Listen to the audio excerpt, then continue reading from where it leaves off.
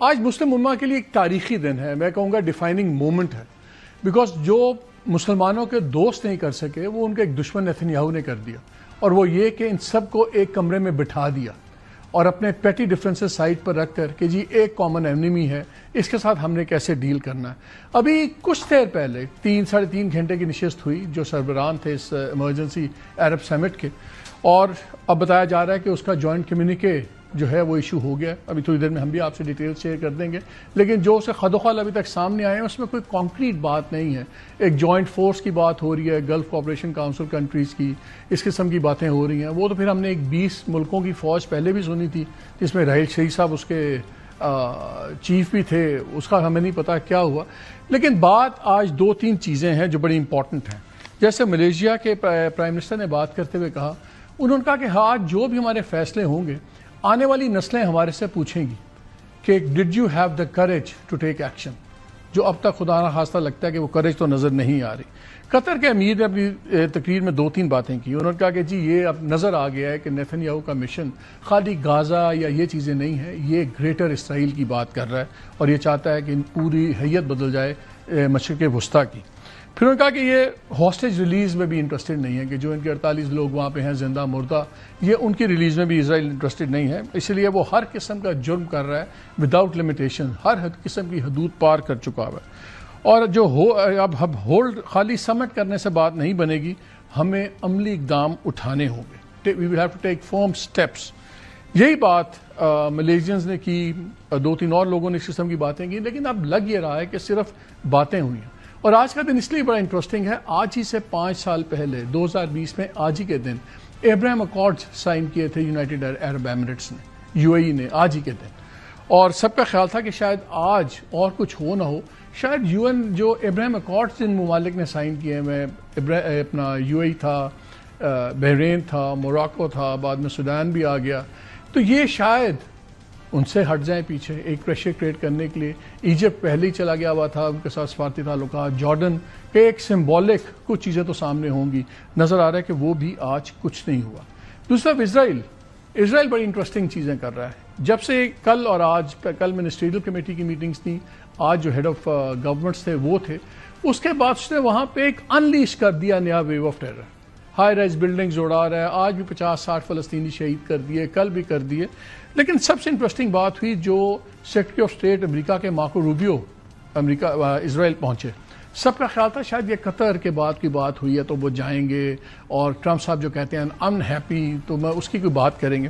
انہوں نے جاتے ہوئے جو اپنا ٹویٹ کیا پوسٹ کے لئے ایکس کی، اس نے کہا کہ میرا جو فوکس ہے اس وزٹ کا وہ 3 چیزوں پہ ہے، کہ ہاسٹیجز جو ہیں ان کو ہم نے رہا کروانا ہے، جو ہیومینیٹیرین ایڈ ہے، جو امداد ہے، وہ سویلینز کو کیسے ملیں گی، اور ہم نے اس چیز کو ایڈریس کرنا ہے تھریٹ پوزڈ بائی حماس کی not continue to exist if peace in the region is the goal. تو اس نے بیچ میں بات ہی نہیں کی کہ کیا ہم نے کرنا ہے، میں کوئی قطر کی بات کروں گا سوورن اسٹیٹ والی، نتھنگ۔ اور یہ ان کا ایلائی ہے، نان نیٹو ایلائی ہے قطر۔ اینی وے اس کے بعد لیکن اس سے بھی اسٹیٹمنٹ آج نیتنیاہو نے کی ہے، اور اس نے وہ تو ظاہر ہے کہا کہ جی ہمارے سے بڑا امریکہ سے بڑا ہمارا دوست کوئی نہیں ہے، ہم امریکہ کے بہت بڑے دوست ہیں، باقی وہی باتیں جو ہوتی ہیں۔ لیکن 2 باتیں اس نے بڑی انٹرسٹنگ کی ہیں، اور اسی میں ہم پروگرام کو احاطہ کرنے کی کوشش بھی کریں گے، بیکاز کلیئرلی نیتنیاہو اب خالی گریٹر اسرائیل کی بات نہیں کر رہا، وہ خالی غازہ میں اپنی سیٹلمنٹس بڑھانے کی بات نہیں کر رہا، وہ بات کر رہا ہے پوری مسلم امہ کو، اور کس طرح وہ دیکھ رہا ہے کہ اینائلیشن کی بات کر رہا ہے۔ پیلسٹینینز کو تو وہ اینائلیٹ کر رہا ہے، مار رہا ہے، ان کو بھوک سے بھی مار رہا ہے، بندوق گولیوں سے بھی مار رہا ہے۔ انہیں 2 باتیں کی، ایک تو اس نے کہا کہ جی یہ بڑی کمزور گورنمنٹس ہیں دنیا کی جو ہمارے پہ پریشر ڈالنے کی کوشش کر رہی ہیں اس تمام مسئلے میں۔ They are really the weak governments that are putting pressure on us because they collapsed under the pressure of Islamist minorities and incredible vilification پہ کہ جی یہ تو ڈر گئے اپنے لوگوں سے وہ۔ لیکن اس سے بڑی بات اس نے ایک اور کی جو میں حیران ہوں کہ ابھی تک ہم دنیا میں اس کا ذکر کیوں نہیں ہو رہا۔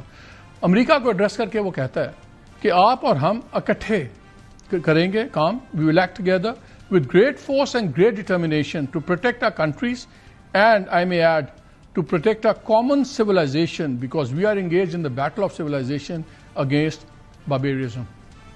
یعنی کہ ایونجلسٹ کرسچنز جو سمجھتے ہیں کہ بائبل الٹیمیٹ لفظ ہے فیتھ اور زندگی کے بارے میں، اور دوسری طرف یہودی جو سمجھتے ہیں کہ ہم اللہ کے چوزن پیپل ہیں، ہم خاص لوگ ہیں اللہ کے. ہم دونوں اور باقی جو لوگ ہیں سارے باربیرینز ہیں، اور اس باربیرینز کا کیا علاج ہوتا ہے؟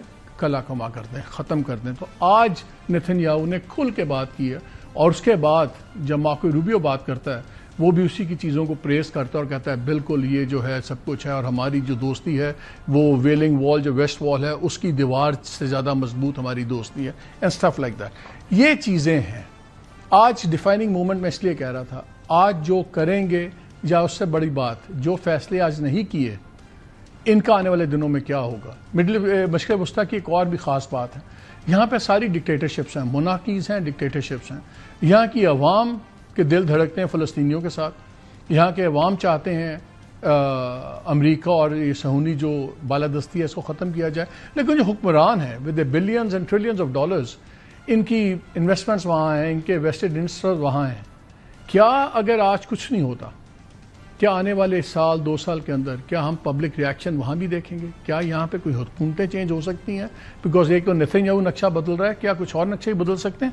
بڑا ہی ایک سیریس ایک ٹائم ہے مسلم امہ کے لیے. اس پہ بات کریں گے. ہمارے ساتھ ہیں مشاہد حسین سید صاحب. شاہ صاحب السلام علیکم. Welcome doctor. Thank you very much for the time.